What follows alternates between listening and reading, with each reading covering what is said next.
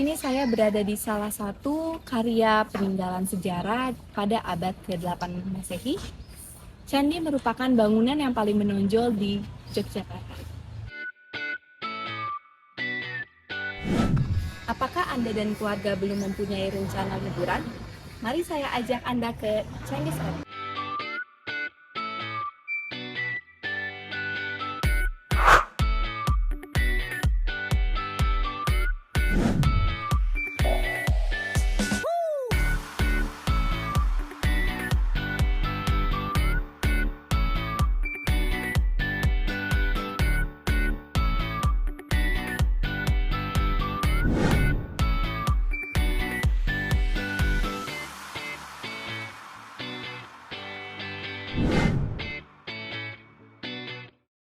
Candi Sari terletak di Desa Tirto Martani, Kecamatan Kalasan, Kota Daerah Istimewa Yogyakarta. Letak Candi Sari sendiri dekat dengan Candi Prambanan, Candi Kalasan, dan Candi Sambisari.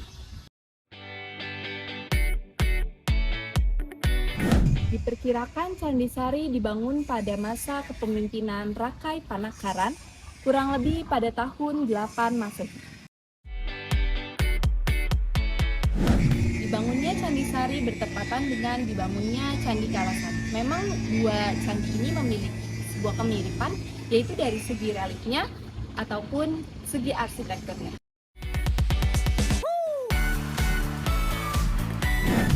Keterkaitan antar kedua candi ini memang sudah dijelaskan pada prasasti Kalasan pada tahun 778 Masehi.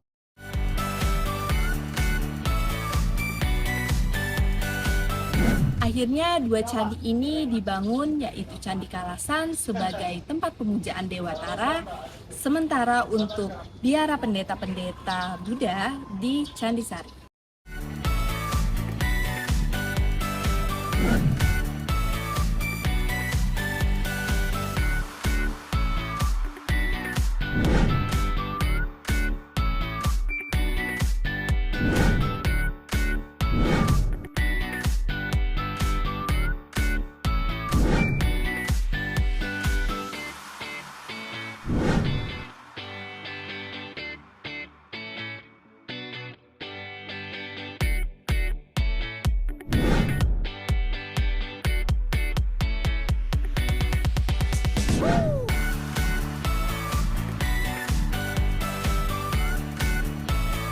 Assalamualaikum warahmatullahi wabarakatuh.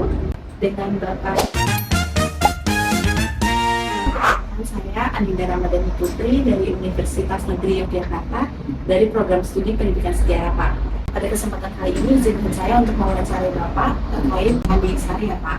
Sebelumnya bisa Bapak ceritakan bagaimana sejarah Candi Sari itu terbentuk, Pak? Sejarah Candi Sari ini letaknya kan di desa itu di Medan, di Kecamatan Kalasan, daerah Istimewa Yogyakarta. Sejarah awalnya itu Candi Sari tidak bisa terlepaskan dari pendirian pembangunan Candi Kalasan.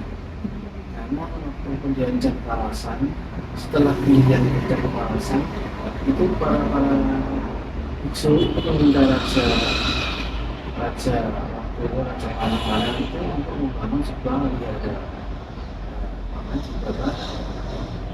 Candi Sambisari itu yang berfungsi sebagai wihara atau tempat tinggal, maksud bukan untuk aneh, tapi tempat tinggal para biksu itu. Terus jalan itu sekitar pendiriannya diperkirakan abad ke-8 sampai 9. Berarti Candi Sari ini juga ada keterkaitan dengan Candi Kalasan? Ada. Kalau untuk manfaatnya sendiri, apa manfaat dengan adanya Candi Sari? Kalau manfaat waktu itu memang untuk wihara, jadi pendukung dari kegiatan keagamaan yang ada di Candi Kalasan. Karena kita tahu bahwa Candi Kalasan awalnya itu oleh Raja Panakaran digunakan dibangun itu untuk sembahan atau pemujaan pada Dewi Tara, untuk keperluan biksunya atau para pendeta-pendetanya itu dibawa Candi Sambisari. Karena itu tidak jauh, waktu itu kan kemungkinan jaraknya juga tidak jauh dari Candi Kalasan. Bagaimana dengan daya tarik Candi Sari itu sendiri, Pak? Daya tariknya itu memang Candi Sari itu unik ya. Jadi Candi Sari tidak banyak seperti candi yang lain. Candi Sari ini kan karena candi Buddha dan dia uniknya dia punya atap, jadi dia kan seperti bertingkat dua gitu. Nah, bertingkat dua dan itu terdiri dari atas kakinya tidak kelihatan karena apa? Jadi kaki, kuku sama atap, tapi kakinya sebagainya tidak kelihatan karena batu-batu bawahnya itu kan peninggalan pada zaman Belanda tahun 29 sampai 50 itu tidak bisa menemukan batu-batunya. Makanya, tapi keunikannya Candi Sari itu memiliki ini ada tingkatnya, jadi di atasnya ada bilik-biliknya kemungkinan dulu untuk tinggal atau untuk bersembunyi para biksu itu. Jadi kemungkinan kalau kita ke Sari itu ada seperti ada bekas-bekas lubang kemungkinan dulu untuk menempatkan kayu ya, jadi atapnya itu bukan kayu batu tapi kayu ya.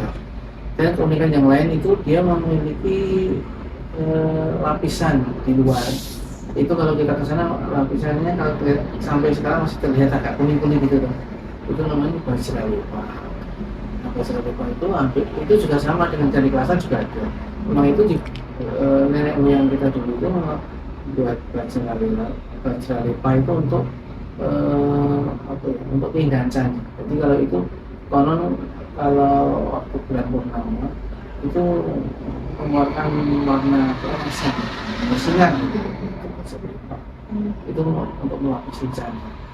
Untuk koleksi yang ada di dalam Candi Sari sendiri ada Candi berapa? Sari itu kalau koleksinya jadi kalau tiap-tiap pintunya itu atau relungnya itu biasanya di atasnya ada hiasan kala, di bawahnya ada makarannya kan gitu. Nah ini yang unik itu dia memiliki sekitar kalau tidak salah 38 arca bodhisattva yang mengelilingi candi. Jadi bodhisattva itu kan penjelmaan Buddha, Mahayana itu beberapa bodhisattva. Jadi Candi Sari ini memang bentuknya kan karena bentuknya persegi panjang. Nah itu dia jadi apa ya uniknya di situ dia tidak kalau Buddha memang tidak seperti agama ini ya, tapi di dalamnya memang kosong, tidak ada arcanya seperti ini gitu. Tapi uniknya dari Candi Sari yaitu tadi bertingkat kan dia arca yang lain umpamanya ada yang makarannya yang kalau kita masuk itu ada yang ada arca penunggang gajah atau apa gitu itu yang daya tarik dan bisa mencari walaupun letaknya mah kalau sekarang jauh maksudnya nggak kelihatan dari jalan raya tapi kalau kita lihat foto-foto lamanya kelihatan ya dari Candi Kalasan pun kelihatan. Bagaimana perawatan yang dilakukan oleh instansi kepada Candi Sari sendiri? Perawatan dari instansi kita di Bukit 10 yang dulu namanya BPJTDI itu perawatannya ada dua ya, jadi ada perawatan rutin sama perawatan tahunan. Jadi kalau rutin itu memang tiap hari kita menempatkan juru pelihara yang ada di sana. Itu juru pelihara itu tiap hari tugasnya membersihkan candi dan lingkungannya. Jadi ada yang bertugas menyapu halaman candi, ada yang bertugas membersihkan lumut-lumut itu baik itu secara mekanis ya, nah, dengan alat-alat mekanis jadi seperti apa ya namanya jadi tidak nanti ya dengan hati-hati tidak boleh merusak candi.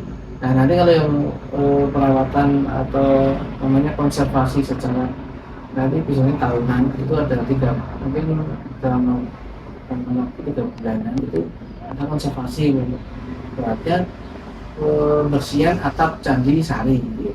Itu mungkin selama 3 bulan gitu ya. Itu nanti ada barangkali ada konservatornya yang mengurus itu. Nah itu dengan bahan kimia, jadi bahan tetap air. Jadi memang itu dan itu juga untuk membersihkan lumut-lumut atau alga yang menempel. Iya, karena itu memang sulit dihilangkan sampai sekarang pun di candi manapun sama aja. Jadi itu memang itu harus tiap tahun kita ada pembersihan tahunan. Apakah ada pengembangan yang dilakukan oleh Candi Sari sendiri? Kalau upaya pengembangan dari pelestarian ini kebudayaan kita. Ini kalau kita mungkin pengembangannya waktu dulu saya di DPCB itu kita pengembangannya mungkin ke arah ini aja. Ada kegiatan pengembangan yang kita dulu kan ada festival Tujuh Sandi. Salah satunya bisa kita buatin pementasan. Jadi kita mengajak dari instansi lain seperti ISI Jogja itu pementasan tari. Dulu pernah di Banibo, Barong, di Sari itu ada. Dan dibuatin video mappingnya itu ada di pengembangannya itu. Tapi kalau pengembangan masyarakat di dekatnya, saya dulu pernah menangani juga ada pengembangan dari Pok Darwis, dari Pok Sadar Wisata. Itu kita pernah mengadakan pelatihan seperti batik, jemputan, souvenir, guiding itu dengan masyarakat sekitar dari Sandisari karena mereka tergabung dengan Pok Darwis. Untuk tata tertib Sandisari sendiri bagaimana Pak? Tata tertibnya mungkin sama dengan candi yang lain, hanya masuknya ya tetap jam kerja, jadi seperti jam kerja kita, jadi jam 7:30 sampai jam 4 sore. Itu tata tertibnya. Kalau Candi Sandisari biasanya sekarang ada tiketingnya, jadi kita bersama dengan dinas pariwisata Kabupaten Sleman. Jadi tiketingnya ya pembayarannya ke situ ya dinas. Jadi itu, tapi kalau pengecualian kalau nanti untuk mahasiswa atau pelajar atau penelitian itu nanti kalau bersurat ke kita itu kita fasilitasi ke sana gitu. Biasanya minta pengadu ya kita fasilitasi. Dan nanti kita mohonkan keringanan kalau banyak gitu ya. Kalau hanya 1-2 enggak, maksudnya nggak usah bayar gitu. Tapi kalau yang banyak itu kan nanti ada keringanan gitu. Untuk bangunannya sendiri itu apakah sudah pernah dipugar atau ada yang masih asli? Kalau dipugar ya itu tahun 29, jadi ditemukan tahun 27, 28 oleh Belanda, namanya dulu Jalan Perbakaran Belanda atau UDI. Itu dalam keadaan berserakan batu-batu dan dipugar oleh Belanda tahun 29 sampai 30 ya seperti sekarang ini. Itu jadi itu sampai kan belum dipugar ya seperti itu. Jadi batu-batunya seperti itu ya. Karena memang kita juga kesulitan kalau memugar itu mungkin tingkat ini ya, kemungkinan kita tahu kalau dalam kita takutnya merusak ini ya, struktur candi. Karena itu ada berhasil lempangnya itu harus kita lindungi juga. Nanti kalau kita buka semua yang nanti kita nggak bisa mengembalikan lagi, malah rusak ini. Itu kan keunikannya di situ. Sebenarnya saya ini sudah mengunjungi Candi Sari sendiri kan Pak. Cuman saya di situ kaget karena ternyata bagian tiketing loketnya itu tidak buka Pak, dan ternyata yang ada itu hanya juru kebersihannya saja kan. Nah, terus saya tanya kepada beliau, katanya silakan masuk aja Mbak, nggak usah bayar gitu. Jujur saya kaget aja Pak, karena kan sebenarnya di situ ada harga yang sudah tertera kan Pak, dan saat mau memberi uangnya, tapi katanya juru kebersihannya tidak mau menerima. Iya. Itu lagi. Karena kan kita udah sepakat dengan dinas untuk tiketing candi-candi itu yang udah ditiketi ya, maksudnya kan belum semuanya ada tiketnya. Kalau Candi Sari itu ya pokoknya kalau udah ada tiketnya itu memang bayar. Tapi kalau petugasnya nggak ada ya udah nggak apa-apa kan. Iya. Karena memang itu kan tugasnya mereka yang dari dinas mengenai. Tapi kalau juga dari sudut pelihara yang bersihkan itu memang tidak boleh. Ya, karena kita kan lembaga pemerintahan, jadi non profit ya. Itu pun kalau dinas kan itu karena urusannya dinas ini, karena itu wilayah Kabupaten Sleman kan. Tapi kalau kita juga memang sebaiknya kalau untuk edukasi sebenarnya tidak usah bayar gitu. Asal ibaratnya ini Mbak, kalau Anda pun kalau beberapa candi kalau izin ke kita kemungkinan juga nanti kita fasilitasi. Menurut saya memang Candi Sari itu masih sangat underrated dan bahkan teman-teman saya juga tidak ada yang tahu terkait Candi Sari karena mikirnya kayak oh itu Candi Samisari padahal sebenarnya beda. Beda. Iya. Nah, apakah dari instansi itu ada program khusus untuk Candi Sari itu lebih dikenal? Kalau kita sebenarnya udah waktu dulu ya di BPTB kita udah buat namanya Selana Pandang Candi Sari yang ada di Jogja. Itu kita udah cetak dari tahun pertama tahun 2008 sampai kemarin 2018 atau 19 itu kita cetak terus buku itu, tapi habis terus. Nah itu pun salah satu media untuk memperkenalkan karena itu profit kan dibagi-bagian. Jadi kalau kita mencetak buku itu kita bagian ke SMA, ke universitas, ke masyarakat yang minta itu harus sama lagi ada kan.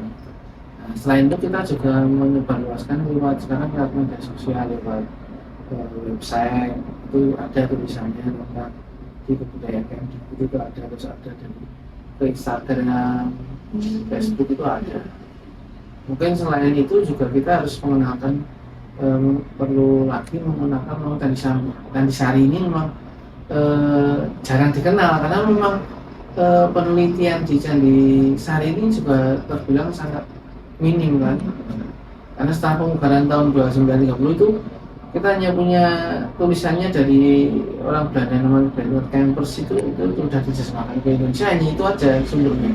Nah itu karena kita tidak ada data-data yang lain karena memang tidak kelihatannya kok tidak banyak penulis yang tidak banyak orang yang ingin menulis tentang ini. Padahal kalau kita lihat di Candi Sari itu ada 38 banyak dari sana. Iya. Sama saya juga saja. Nah itu bisa sebenarnya jadi buku kalau kita bisa menggali itu kan lebih baik. Candi Prambanan yang besar aja tidak belum semua ditulis kok. Reliefnya ada tulisannya, tapi kan tentang yang relief yang memutar orang nari itu namun Simakandawa itu jarang. Seperti Kalasan juga ada ornamennya yang ada orang pakai ketikung, pakai sulit itu juga belum ada yang mengerti. Itulah terkenalnya yang goreng Kalasan itu kan di Candi Sari itu sebenarnya kan UKM dari ini membuat ayam goreng semua itu. Punya Soeharti aja aslinya kan juga di situ Pak. Saya belum pernah nyobain. Mungkin next time bisa saya cobain Pak. Ya di situ tuh sentra ini. Jadi dulu pernah ada gunungan festival budaya di Kalasan itu, festival gunungan ayam goreng. Nah tahun 2000 berapa ya? 17-18 karena situ itu ada hampir mungkin sekitar 20-30 pengrajin ini ayam goreng. Terima kasih banyak sudah menyempatkan waktu untuk saya membuat video wawancara. Sekian, terima kasih. Wassalamualaikum warahmatullahi wabarakatuh.